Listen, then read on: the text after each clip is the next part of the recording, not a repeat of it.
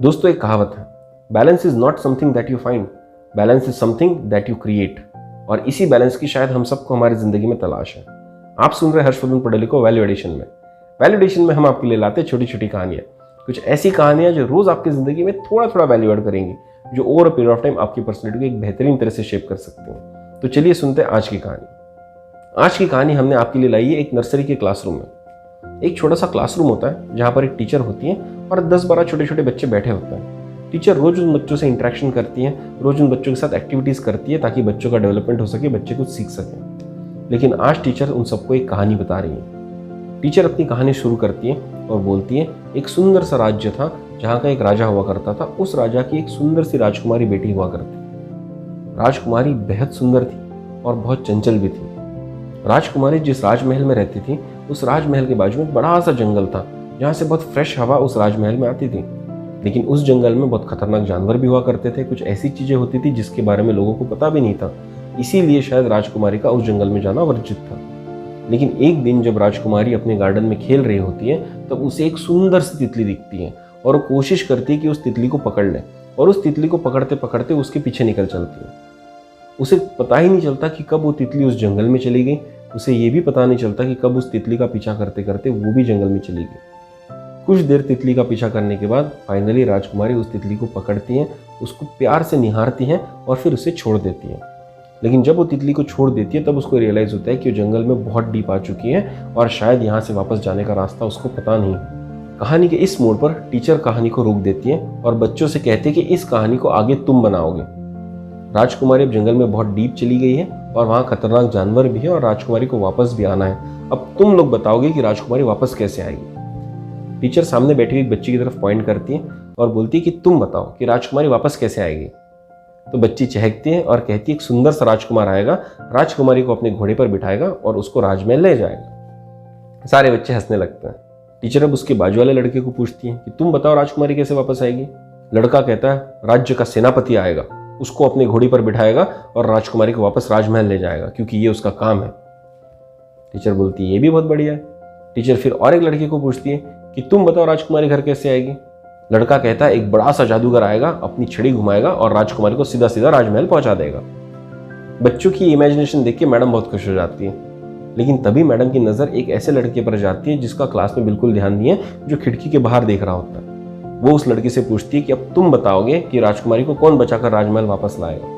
वो लड़का टीचर को बोलता है कोई क्यों बचाएगा राजकुमारी को, राजकुमारी को बचाने के लिए कोई भी नहीं जाएगा।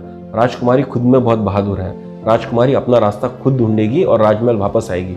अगर रास्ते में उसको कोई जानवर मिलता है तो उससे खुद लड़ेगी और खुद अपना रास्ता ढूंढते ढूंढते वापस आएगी। राजकुमारी को किसी की जरूरत नहीं है। ये आंसर सुनकर टीचर हक्का बक्का रह जाती है, क्योंकि इस तरह के आंसर की उनको बिल्कुल भी उम्मीद नहीं थी और तब उनको लगने लगता है कि ये आंसर सबसे सही आंसर था। तो दोस्तों इस कहानी से हमने क्या सीखा? हम जिंदगी में जेंडर इक्वलिटी, जेंडर बैलेंस की बात तो करते हैं, पर क्या हमने वैसे नैरेटिव्स बनाए हैं? क्या हमारी कहानियों में रिफ्लेक्ट होता है? नहीं। हम बचपन में जो बच्चों को कहानियां सुनाते हैं उसमें हमेशा आप देखिएगा एक राजकुमारी होगी जिसको एक राजकुमार आकर बचाएगा, एक राजकुमारी होगी जिसको एक वीर योद्धा आके बचाएगा, एक राजकुमारी होगी जिसको जादूगर हेल्प करेगा। लेकिन राजकुमारी खुद को कभी नहीं बचाती। हमको अब ये क्वेश्चन करने की जरूरत है कि ऐसा ही क्यों?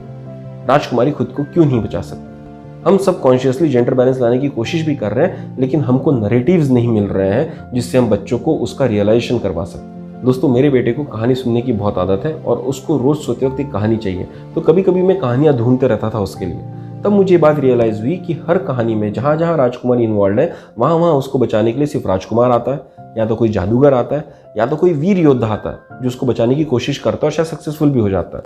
लेकिन एक भी कहानी मैंने ऐसी नहीं सुनी जिसमें राजकुमारी खुद को बचाती है, खुद बहादुरी दिखाती है।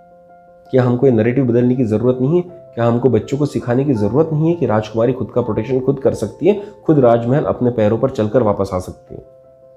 दोस्तों मैं एक बात बहुत अच्छे से जानता हूँ कि हमारी जो जनरेशन है, हम बायस में विश्वास नहीं रखते, हम बैलेंस में विश्वास रखते हैं। हम सब चाहते हैं कि जेंडर बैलेंस हो, हम सब चाहते हैं कि जेंडर बैलेंस प्रमोट हो और एक ऐसी दुनिया हो जहाँ बेटे और बेटियों को इक्वल इज्जत मिले, इक्वल रिस्पॉन्स मिले।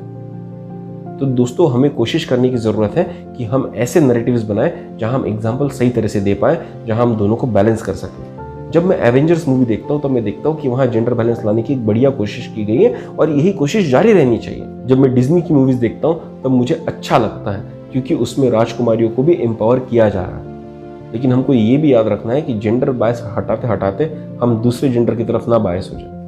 हमको बैलेंस रखना है, बायस नहीं। हमारे लिए राजकुमार भी उतने इंपॉर्टेंट है जितनी इंपॉर्टेंट हमारी राजकुमारियां हैं। हम राजकुमारियों को एनेबल करेंगे और राजकुमारों को भी एनेबल करेंगे, उनको भी सिखाएंगे कि राजकुमारियों की इज्जत करनी है, उनको इतना एनेबल करना है कि अपना प्रोटेक्शन खुद कर सके। जिस तरह से मैंने वीडियो के स्टार्टिंग में कहा था, balance is not something that you find, balance is something that you create. हमारी जनरेशन जब इस बैलेंस को क्रिएट करने के लिए एफर्ट लगाएंगे तो अगली जनरेशन में ये एक नेचुरल फिनोमेना बन जाएगा। तो दोस्तों, इसी तरह की कहानियां हम आपके लिए लाते हैं जो आपकी ज़िंदगी में थोड़ा थोड़ा वैल्यू एडिशन करेंगी, जो ओवर पीरियड ऑफ टाइम आपकी पर्सनैलिटी को एक बेहतरीन तरह से शेप कर सकती हैं। अगर आपको हमारी कहानियां पसंद आ रही है तो हमको कमेंट बॉक्स में ज़रूर बताइएगा।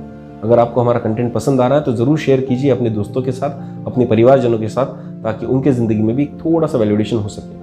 तो चलिए दोस्तों, कल फिर मिलेंगे एक नई कहानी के साथ। तब तक के लिए सब्सक्राइब कीजिए हमारा चैनल वैल्यू एडिशन। धन्यवाद।